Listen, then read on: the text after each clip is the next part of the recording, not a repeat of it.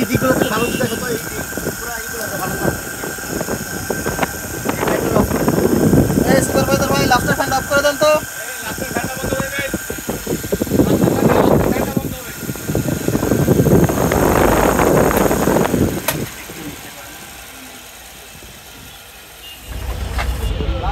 লাস্টের জাপান লাইনে ফ্যানটা বন্ধ হবে, জাপান লাইনে এটাতে কাটা নাই, এটাতে কাটা নাই।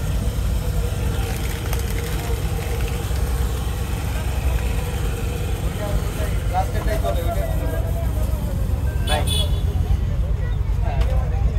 আগে আর কটা প্যাকেট আছে? বাকিগুলো দিয়ে দেন, বাকিগুলো একটাই। ওর কি এতে কোনো ব্যাগ আছে? ক্যামেরা চলে, মানে যখন বন্ধ চলে। এই দেখো তো, এই সুপারভাইজার জিজ্ঞেস করো তো তার কোনো ব্যাগ ছিল কিনা। সুপারভাইজার হিসেবে এদিকে আসেন। কোথায়? এদিকে আসেন, এদিকে আসেন। দেখি কোন সাইড নেন, দেখি ওনাকে সাইড দেন। ওনার কি কোনো ব্যাগ আছে? কোনো এদিকে আসেন। এতে কোনো ব্যাগ আছে কি কোনো প্রকারের? এইখানে ওনার কোনো ব্যাগ নাই। ব্যাগ উনি সাথে যেটা একটা ব্যাগ আনছে শুধু ক্যারি ব্যাগ আছে। হ্যাঁ হ্যাঁ। উনি কোথা থেকে উঠছে? উনি ফরিদপুর থেকে উঠছে। একাই উঠছে? হ্যাঁ, উনি একা উঠছে। আচ্ছা ঠিক আছে, রাখো, নিচে রাখো, এই এভিডেন্স রাখো। চলো তুমি নিয়ে নাও, লাগে দেন সাইটু। না না নিয়ে নাও। ওই ভেতর থেকে দেয়।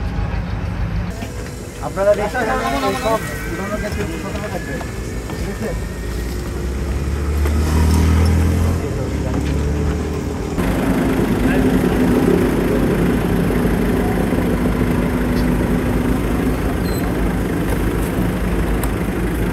আমরা আমাদের মাদকের যে প্রতিনিয়ত যে অপারেশনগুলো করি তারই ধারাবাহিকতায় আজকে গোপন সংবাদের ভিত্তিতে আমরা জানতে পারি যে ঢাকা থেকে একজন ক্যারিম্যান, তিনি মাদকদ্রব্য ইয়াবা সহ তিনি ক্যারি করবেন এবং তিনি মাগুরায় নামবেন।